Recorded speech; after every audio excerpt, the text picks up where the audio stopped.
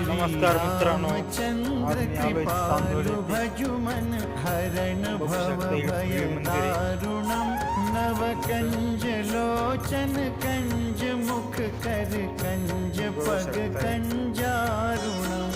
दर्शन केलंय मी, एकदम मस्त वाटतंय.